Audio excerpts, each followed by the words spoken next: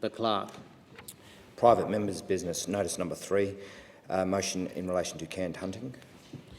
I call the member for Latrobe.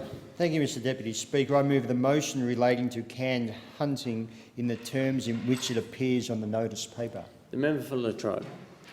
Thank you. I spoke in this place in May last year about the appalling practice of canned hunting.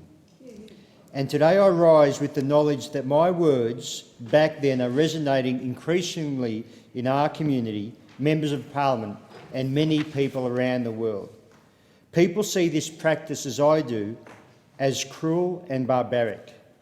Firstly, we must pay special thanks to Minister Greg Hunt, who I approached last year about this topic. The Minister and his staff have been incredibly supportive and understanding of my deep concerns of canned hunting. I also must thank the Parliamentary Library for their fantastic research efforts, in particular Bill McCormack and Kate Baker. But let me first recap. I had no idea of what canned hunting was until I met one of my constituents, Donnelly Patman, the founder for the Love of Wildlife. Donnelly has truly been a fantastic ambassador to save African lions. Donnelly is extremely passionate about ridding the world of the sinister practice of canned hunting, has shown me numerous tragic videos of footage depicting extremely distressing scenes of African lions being killed, whether it be by bow and arrow or by firearm.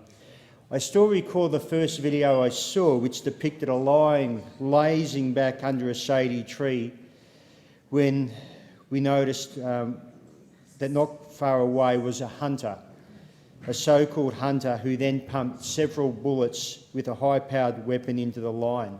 It was simply shocking.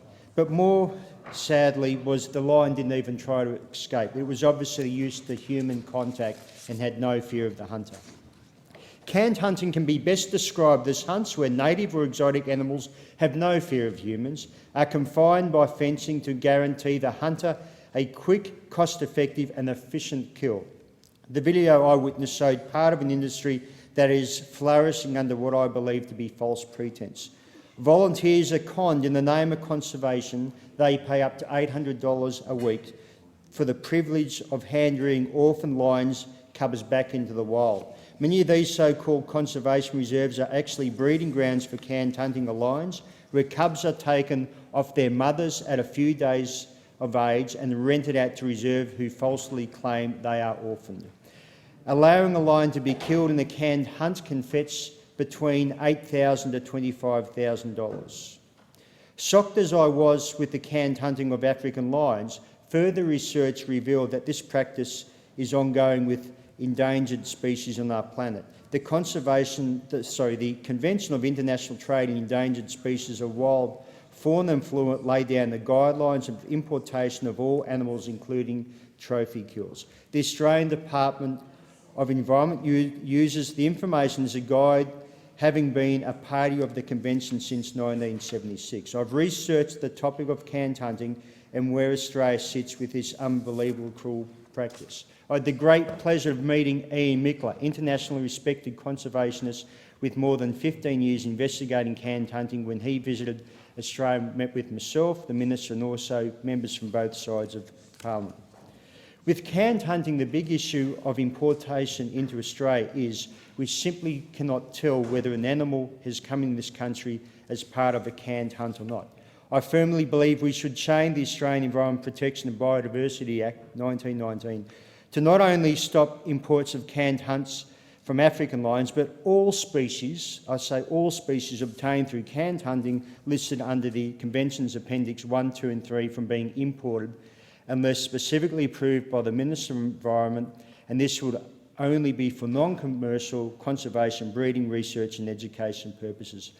I believe we have a moral obligation to do what is right. Indeed, it is also the right decision for our endangered world wildlife. We all have the duty to future generations to do this. Many believe that hunting of endangered species has economic and conservation benefits for countries involved. This is simply false. A report written by Melbourne economist Roderick Campbell from Economists at Large showed revenue from trophy hunting represented only 2% of tourism in Africa and the tourism revenue is only a small fraction when considering it's $200 million where the economy is $408 billion. Sadly, there's only 7,000 to 8,000 lions left in captivity, 160 of these in privately owned canned hunting reserve. Just in closing, Albert Einstein once said, "The world will not be destroyed by those who do evil, but by those who watch them without doing anything." The trade and killing of African lions must stop.